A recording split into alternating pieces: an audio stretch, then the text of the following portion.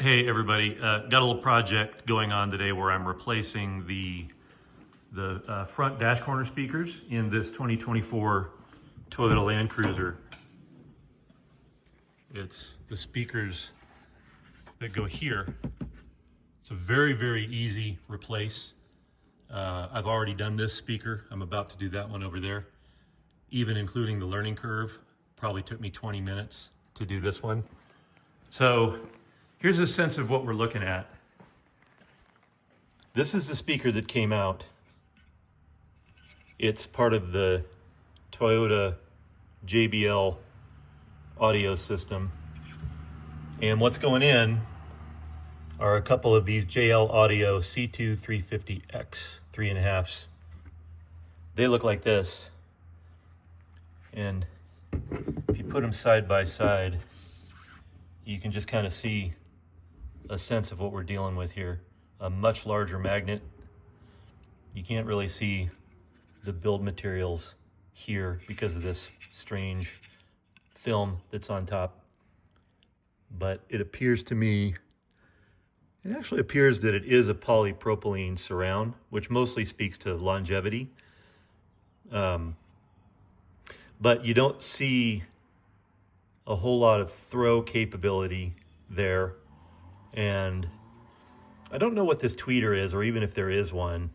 I'll get to another thing about that in a second. This one has, obviously it's got a more robust surround, which suggests that the speaker's capable of a longer throw. You can't really see the inside of the magnet, but that kind of beige thing right there is the cover, the dust cover on the reflexor there, and you can kind of tell the speaker's made to move quite a bit more. And then obviously it has this nice kind of tweeter assembly. One thing I do want to point out, go back over the truck, is that these A-pillars have a tweeter in them right here, and I'm not replacing that as part of this project unless I do later based on how it sounds. So what's going to happen is now we're going to have the output from that tweeter and the output from the new 3.5-inch speaker both, which may or may not be a good thing. My going in theory, and also just what my ears have told me, is that this tweeter here is not really providing that much output. And one of the things that would be advantageous would be to improve the quality of the high end coming from a better tweeter. And this positioning here in the A-pillar, it looks really cool. But what I've found in the past is that a tweeter in the dash, it kind of bounces off the windshield and gets to you just as well. So it's not really a sacrifice of the quality. So that's what I'm going to do. Again, I've already done this one. I'm about to do the other one. I am not going to replace, there's a center channel here that's a third one of these.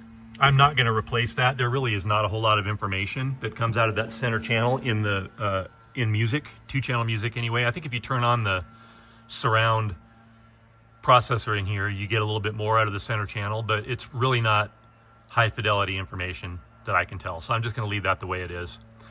I'm also going to replace these. I'll come back at a later date and kind of talk through that. So that is what's going on. These JL Audio speakers are about 149 bucks at Crutchfield. You buy them with, where did it go? One of these little dealios. This female part here plugs into the output from the speaker line that runs to the stock. It's the thing that used to plug in on the stock speaker right there. That thing plugs in, get that to focus right there. And then it's kind of idiot proof, because see how these leads are different sizes. The receiving parts on the speaker are also different sizes. So it's impossible to hook this up out of phase. Again, about 149 bucks. Really, it would have to fail miserably as a sound upgrade to not be worthwhile. Less than an hour, even if you spend time videoing it like I am. So I'll take a couple more shots of the inside just so you can see how it looks. Oh, one other thing that I will mention right now before I start, and you'll see this when you put it in. The stretch between these two bolts screwing into the dash. You can almost eyeball it here, is slightly wider than the stretch between these two. And so this drops right in. There's plenty of room in the dashboard. It's easy to put in. But what you'll find is that you'll screw in one end of these and the other one is a little short of the hole.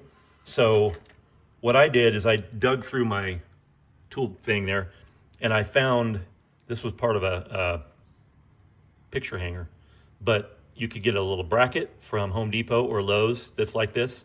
You just need something with the two holes about 1 centimeter apart.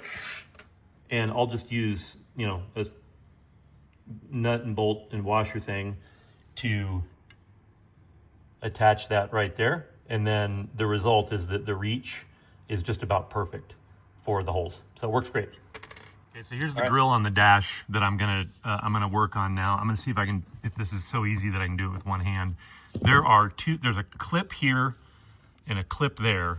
And then on the back, there's just a couple tabs that stick in. So what I'm gonna do is I'm gonna pry this up and loosen both of these clips. And then when I do that, it should just pull straight out super easily. So this is just a pry tool. Hard to do this with one hand. There goes one of them. See the little red clip there? And then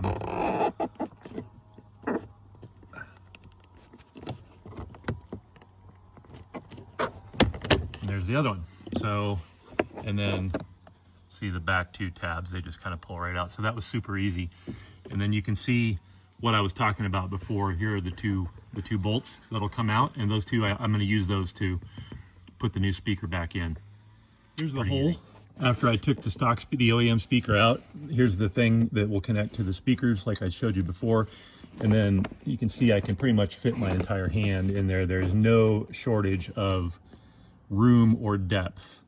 So really at this point, I'm just going to attach that little nut and bolt to the new speaker. And then I'm going to plug that little black thing into the Metra harness, plug the harness into the JL Audio speaker and set it down in there and tighten in the screws, put the cover back on, and then I'm done. That's about all there is to it.